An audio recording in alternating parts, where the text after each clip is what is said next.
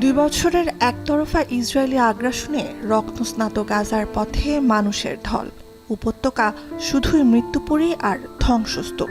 মার্কিন পশ্চিমা সাম্রাজ্যবাদের ভাষায় হামলা স্থগিত শান্তির আরেক নাম। সর্বহারা নিঃস্ব ফিলিস্তিনিদের কাছেও এটাই সান্ত্বনা।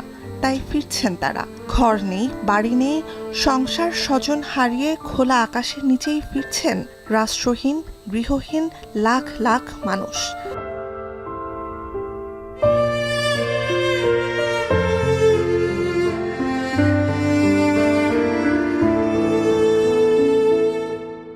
শোক স্বস্তির মিশেলে অস্ত্রবিরতিকে স্বাগত জানাচ্ছেন গাজার ২২ লাখ ফিলিস্তিনি।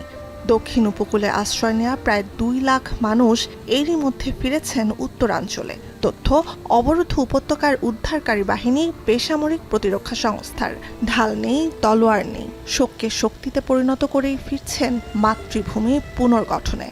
الحمد لله شعورنا شعور لا يوصف. الحمد لله شكر الله. بنتي هذه عندها كسر في الجمج من اصابت برضه في الحرب هذه.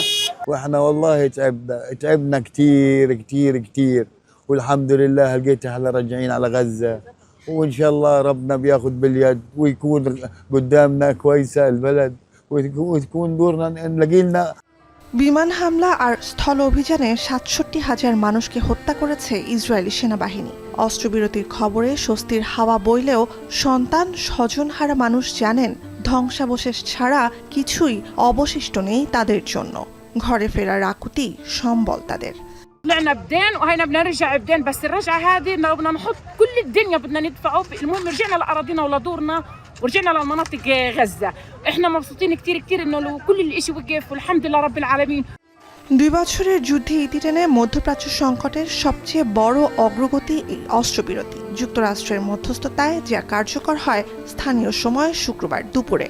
ফিলিস্তিন ইসরায়েল সংকটের স্থায়ী সমাধান কত দূর সে প্রশ্ন আর অনিশ্চয়তার কালো ছায়া ঘিরে থাকার মধ্যেই বাড়ির ঠিকানা খুঁজে ফিরছেন বাস্তুচ্যুত গাজাবাসী। নুসহাত কামাল, এখন বিশ্ব। কালার এক্সপার্ট, জর্জ স্যাপ এবং মাইল্ড অন হ্যান্ডস টেকনোলজি সমৃদ্ধ অরিক্স ক্রিস্টাল ওয়াশ আপনার লন্ড্রি এক্সপার্ট।